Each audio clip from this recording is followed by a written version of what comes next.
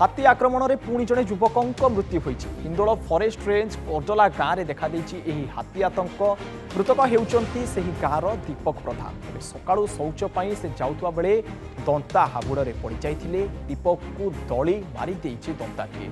घटना घटार दीर्घ समय पर वन विभाग अधिकारी घटनास्थल में पहुंची नथिबारु उत्तेजना देखा देछि। मृतकों परिवार को क्षतिपूरण देवा सह से अंचल हाथी घौड़ाइबा दाबी करिसंती ग्रामवासी। एही अंचल में प्राय समस्त समय शह शह हाथी बुलुवा जो संध्या हेले लोके घर बाहर भय करुचंती।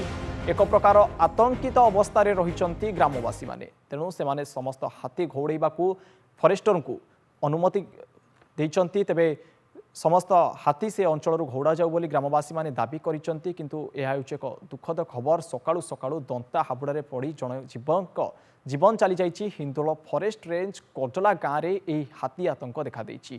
तेबे मृतक होउचंती सेही गाँवर दीपक प्रधान बोली जना पड़िछि। सकाळु सकाळु दीपक शौच पई घर जाउथबा बेले तांको दंताटीए दली देइछि। शौच पई गाँ बाहर को आसथिले एक दंता हाथी दयनीय अवस्था मारी यार सरकार पदक्षेप ननेले गाँ लोक मान निश्चिंत राजरास्ता को ओल्लैबे। परितापर विषय हाथी आम अंचल बर्तमान 200 हाथी घूरी बुलुचंती।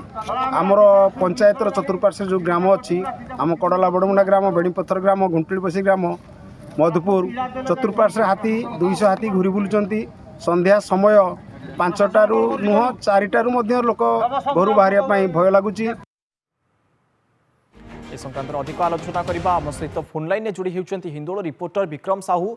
विक्रम, आम शुणुलु ग्रामवासी माने कहूतिले जहाँ प्रतिक्रिया जे 200 रु अधिक हाथी घूरी बुलुचंती किंतु वन विभाग एप्रति कौन प्रकार दृष्टि देउनाई। तेबे आज एभली एक अभावनीय घटना घटिगला, कौन रही संपूर्ण घटना? अलोक देखु जेभली भाव हिंदोल वनांचल अधीन प्राय 280 हाथी रही। जदि आम कहीपर ढेंकानाल जिले में सारा राज्य में प्रथम स्थान नहीं बेले जिलार हिंदोल अंचल प्रमुख स्थान नहीं हाथी रहा स्थान। जहाँकि कहुच्छे प्रत्येक दिन कौटि ना कौटि हाथी मरिबा एवं हाथी द्वारा मनीष मरिबा एभली घटना सामना को आसूची।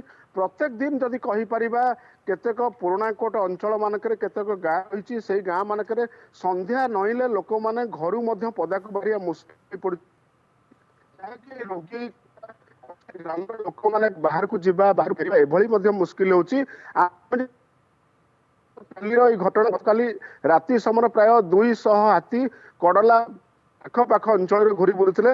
दीपक प्रधान बोली जो व्यक्ति मृत्यु घटी अति नृशंस हाथी आक्रमण करी गाँ पोखरी को शौच हवा समय से समय हाथी आक्रमण करता।